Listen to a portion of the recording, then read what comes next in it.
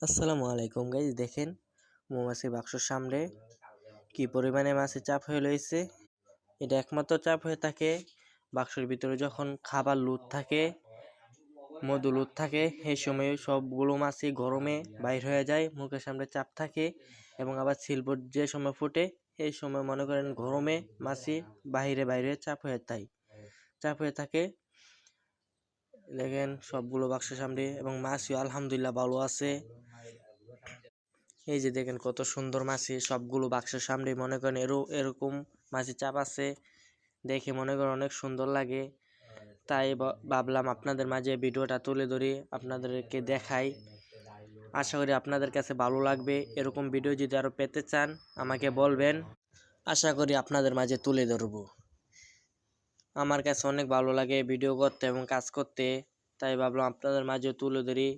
মনে করেন আলহামদুলিল্লাহ আমাদের মাঝে অনেক